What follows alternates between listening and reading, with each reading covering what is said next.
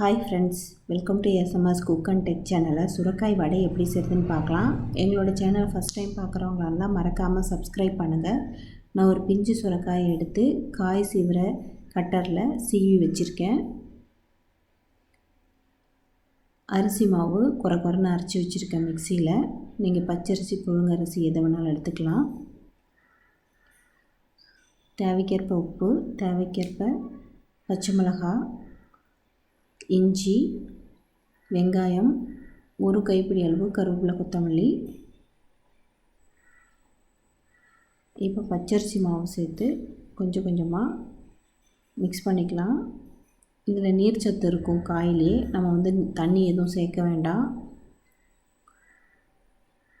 இப்போ 2 பச்சை மிளகாய் கட் பண்ணி வச்சுருந்தேன், நான் சேர்த்துருக்கேன். உங்களுக்கு நீங்கள் காரத்துக்கு ஏற்ற மாதிரி சேர்த்துக்கோங்க. ஒரு துண்டு இஞ்சி சின்னதாக கட் பண்ணி வச்சுருந்தேன், அதையும் சேர்த்துக்கிறேன்.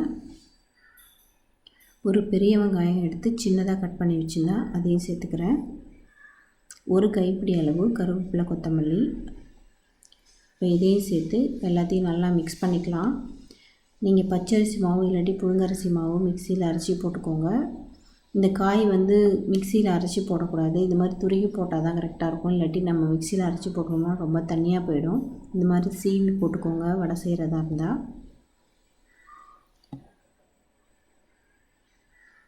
நீங்கள் அரிசியை வாஷ் பண்ணிவிட்டு, புழுங்கலரிசியோ பச்சரிசியோ வாஷ் பண்ணிவிட்டு உடனே ஃபில்ட்ரு பண்ணிவிட்டு ஒரு 1/2 hour ஃபேனுக்கு கீழேயோ இல்லாட்டி வெயிலோ காய வச்சு எடுத்து அரைச்சிக்கலாம். இப்போ ஒரு 7 பல் பூண்டு போட்டிருக்கேன் இடித்து தோலோட.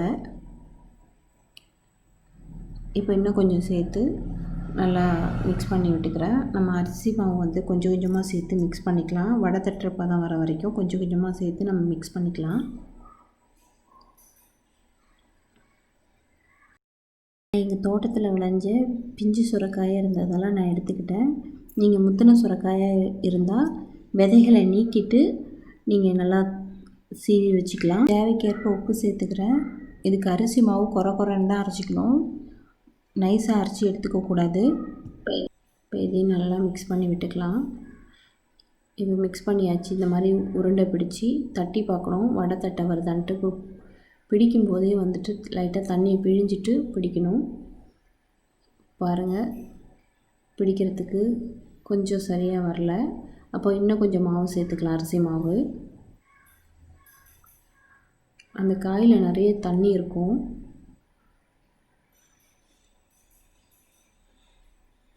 இப்போது இந்த மாதிரி லேசாக பிழிஞ்சிட்டு உருண்டை பிடிச்சி இந்த மாதிரி உள்ளங்கையில் வச்சு நல்லா ப்ரெஸ் பண்ணிவிட்டு தட்டினோன்னா தட்டை வருது. இப்போது இதே மாதிரி எல்லா உருண்டைகளையும் பிடிச்சி ரெடியாக வச்சுக்கலாம். இது வேகிறதுக்கு கொஞ்சம் டைம் எடுக்கும். நல்லா எண்ணெய் காஞ்சதுக்கப்புறம் மீடியம் ஃப்ளேமில் வச்சு 2 பக்கமும் ஒரு 5 நிமிஷம்னாவது வேக வச்சு எடுத்துக்கணும். ஒவ்வொரு பக்கமும் 2 நிமிஷத்துலேருந்து 3 நிமிஷம் நல்லா வேக வச்சுக்கணும். இப்போ எண்ணெய் சூடாகிடுச்சு, இதை போட்டு பொரித்து எடுத்துக்கிறேன்.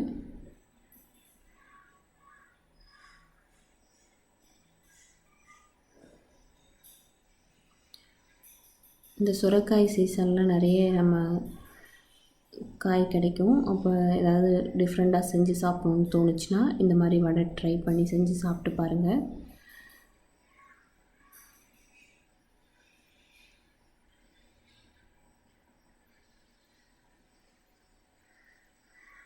இப்போது ஒரு பக்கம் வெந்துடுச்சு. இப்போ வடையை திருப்பி போட்டுக்கலாம்.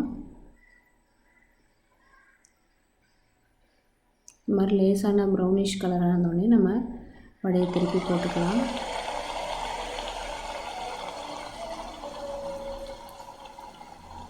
இப்போ சுவையான வடை ரெடி. இதை நீங்கள் மறக்காமல் செஞ்சு சாப்பிட்டு பார்த்துட்டு எங்களோட சேனல் சப்ஸ்கிரைப் பண்ணுங்கள், கமெண்ட் பண்ணுங்கள், லைக் பண்ணுங்கள். நன்றி, வணக்கம்.